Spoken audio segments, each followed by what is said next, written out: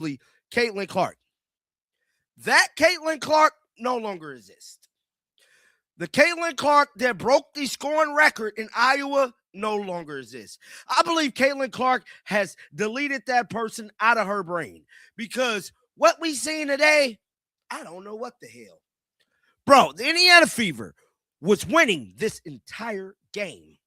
Caitlin Clark got into foul trouble. They started losing. They ain't started back winning since.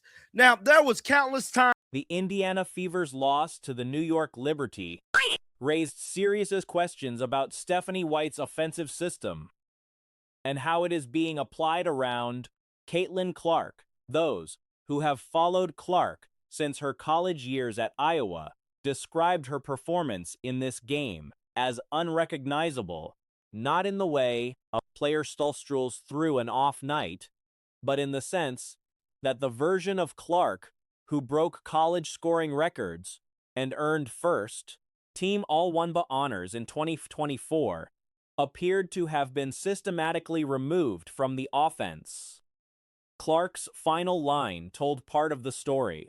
Across 34 minutes, she finished with 10 points on 4 of 14 shooting, 2 of 6 from 3, 7 rebounds, 9 assists, 3 turnovers, and 1 block. She did not attempt a single free throw. Neither did Lexi Hull nor Aaliyah Boston. They ain't started back winning since. Now, there was countless times during this game where Caitlin Clark was pretty much not receiving the ball for whatever reason. For whatever damn reason. I'm not here to argue, but I've seen a whole lot of Caitlin Clark off the damn ball. Now, if you know, like I know, I thought Caitlin Clark said at the beginning of the year that she wasn't going to be off ball. She's always going to have the ball. That's what Caitlin Clark stated. Let's read some of these stats. Caitlin Clark.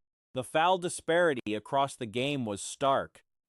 Indiana was whistled for 27 fouls, while the Liberty were called for 19, a gap that compounded the Fever's difficulties throughout. The tactical concern that generated the most attention centered on Clark's role as an off-ball player. Clark had stated publicly at the start of the season that she expected to operate as the primary ball handler. What observers witnessed against New York contradicted that expectation repeatedly. Multiple possessions showed Clark setting up to receive the ball after running off a screen, anticipating a return pass to create a three-point look only for teammates to move away from her rather than redirect the ball in her direction. One sequence in particular drew widespread analysis. Clark positioned herself for a screen from Sophie Cunningham, leaned to initiate her cut, then pulled back as the play collapsed without the expected action. That's what Caitlin Clark stated. Let's read some of these stats. Caitlin Clark played 34 minutes. She had 10 points. She was 4 of 14 from the field, 2 of 6 from 3. She did not get any foul call tonight. Caitlin Clark did not shoot any free throws tonight. She had 7 rebounds, 9 assists, 3 turnovers, 1 block. But she did not shoot any free throws. Neither did Lexi Hall. Neither did Aaliyah Boston. Kelsey Mitchell got her free throws. She called for the ball on the next possession and did not receive it. The argument being made by several analysts and commentators is that this pattern is structural, not incidental. When Clark operates off the ball in White's system, isolation actions for other players effectively remove her from the play. She is not the hub through which the offense flows in those moments, and without the ball in her hands, she cannot establish rhythm. The absence of rhythm has been cited as a direct contributor to her slow starts and foul trouble, as defenders are permitted to be physical with her without the threat of creating consistent free throw opportunities. Kelsey Mitchell produced 21 points, but drew criticism for a ball-dominant style that generated only 2 assists against 4 turnovers, 1 more turnover than Clark on the night. Free throws. She's 5 of 7. Kelsey Mitchell, 21 points. But at this point, Kelsey Mitchell is a baller. I seen it my own firsthand. But Kelsey Mitchell is a ball hog. She definitely do not pass the ball. How many assists did Kelsey Mitchell have tonight? 2 assists and 4 turnovers. So Kelsey Mitchell had 1 more turnover than Caitlin Clark. Horrible game. Horrible game plan from Stephanie White. Horrible game. Now, I will be going live. The offense ran through Mitchell in extended stretches, while Clark was positioned away from the action. The team-level numbers added another dimension to the loss. Indiana shot 40% from the field and made 8 of 25 from 3.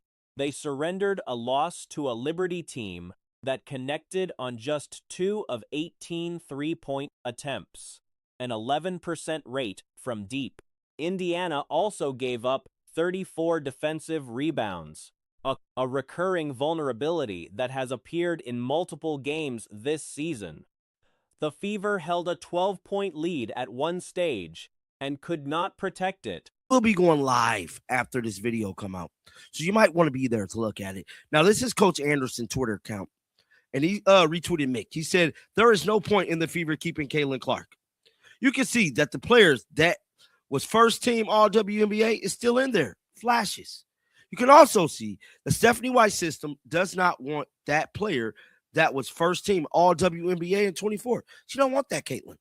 She wants Caitlin Clark off the ball being a supportive cast member.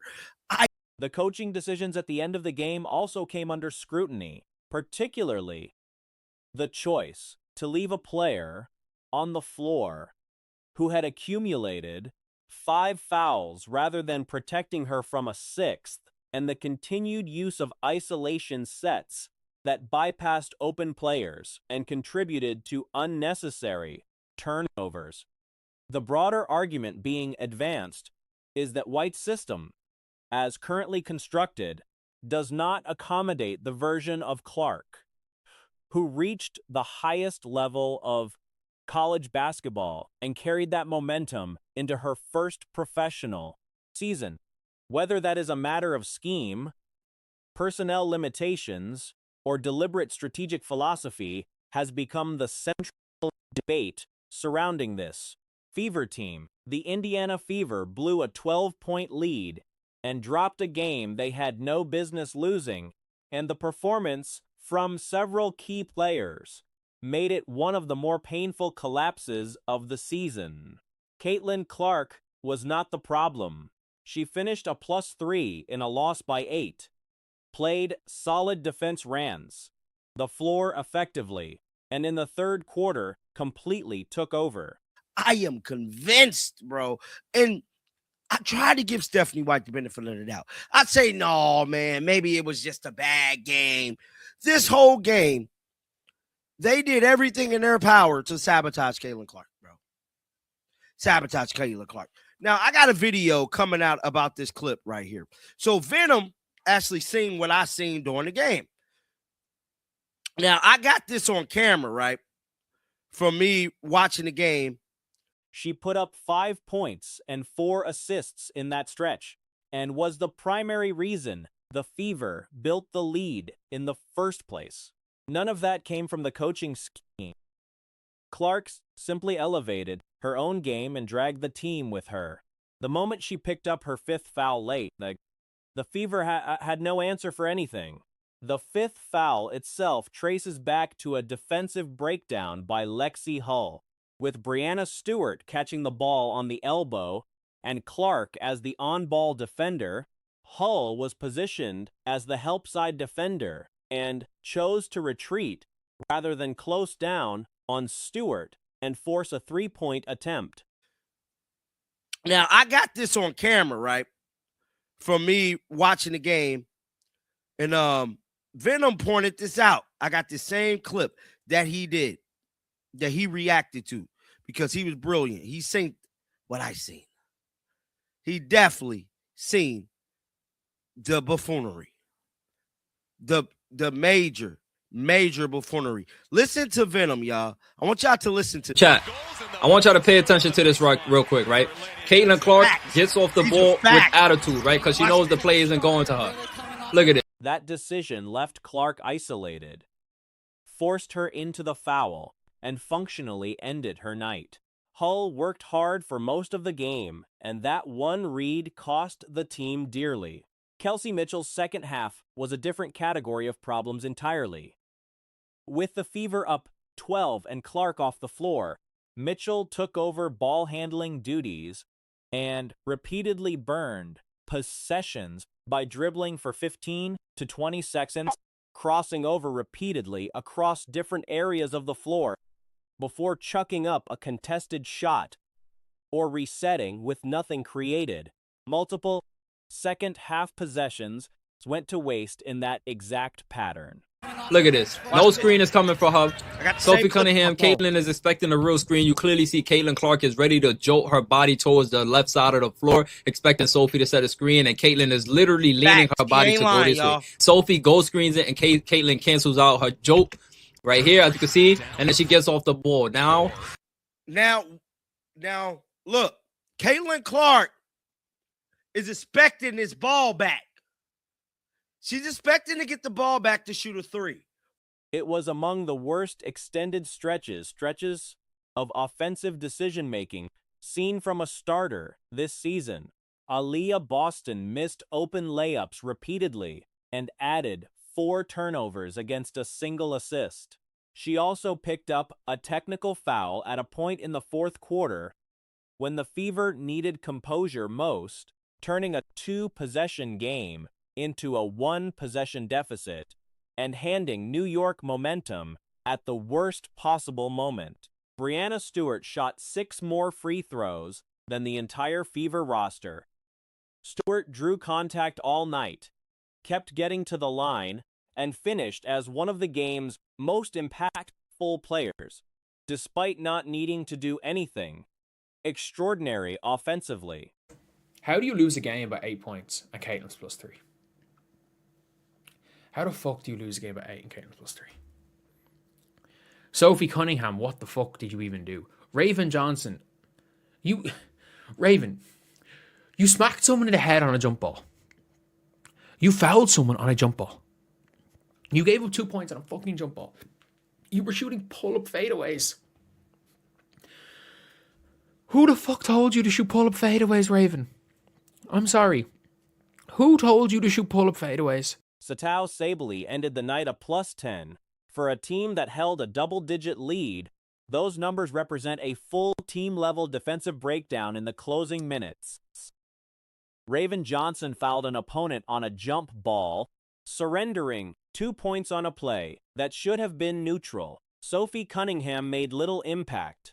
Myesha Hines-Allen and Raven Johnson are largely off the hook, given the overall team context. Who told you to shoot pull-up fadeaways? MHA? I don't know. Make a damn free throw, Mo Billings. The Fever literally were up fucking 12 points.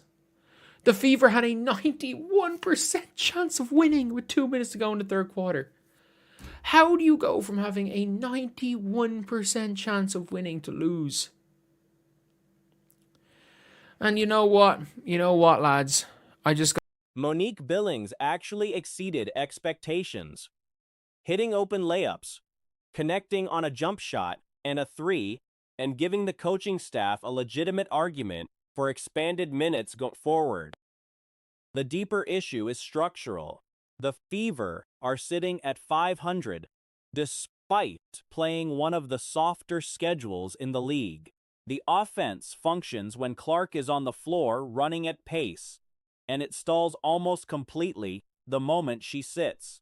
That tension between Clark's preferred tempo and an ISO-heavy backup approach has been visible all season and has never been resolved.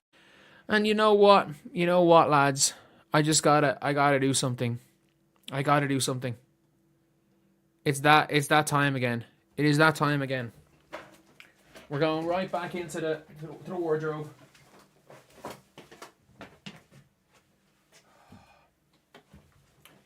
We got the Leeds jersey on. Leeds are falling apart again. Leeds are falling apart. Indiana currently occupies the 8th seed and faces a credible threat from below. Phoenix, Las Vegas, the Sparks, and Atlanta all have paths to push past them. The Mystics, Tempo, Sky, and Fire all represent realistic threats for that final playoff spot. Getting in is no longer a guarantee. The bulk of the responsibility Again. Leeds are falling apart again. Fucking choke artists. This is 2025 choke artist fever back. This team cannot play offense when Caitlin Clark is not on the floor. This team actually cannot play offense when Caitlin Clark is not on the floor. Kelsey Mitchell, this game was an embarrassment to the sport of basketball. Yes, yes. Stu Gilgeous-Alexander. It is tough, but you know that. You know that. When the only effective offensive sequences come from Clark abandoning the system and creating on instinct, that reflects a game plan problem. 80% of the accountability for the second half collapse. The bench and the decisions made from the sideline. This was winnable. It was won through 3 quarters. What followed was a full organizational failure, from the substitution rotations to the play, calling to the individual execution. You know that. Like, Stu Gilgeous-Alexander is always tough to beat. We got to be real here. Like, Stu Gilgeous-Alexander shooting 21 free throws. Like, Stewie was shit. Stewie was shit. She just kept ramming into people. Stewie ran through my shines on and somehow got free throws. Satu, like, how are you so shit that Satu was a plus 10? How can you be so bad as a team that Satu was a plus 10? I'm sorry, how can you be that bad as a team? Late on in the game, Caitlin Clark she couldn't play defense because she was on 5 fouls. Fantastic up until the last 3 minutes of the game. Absolutely fantastic. Caitlin shot 0 free throws. Brianna Stewart shot 6 more free throws in the Fever. Stewie shot 6 more free throws in the Fever. This was bad. This Fever. This was bad. This was really, really bad. Aaliyah Boston could not make layups. She could not make layups. She actually couldn't. And if you agree that this was ridiculous, subscribe. We are trying to get to 59.3k by the end of the day. If we could, that would be insane. I don't even know if that's possible. And 500 likes on the video if you're there, that would be great. But this is one of those things where I'm like, this was embarrassing. This was embarrassing. This was absolutely fucking embarrassing. Again, I'm not, like, Raven did not play that badly. MAJ didn't play that badly.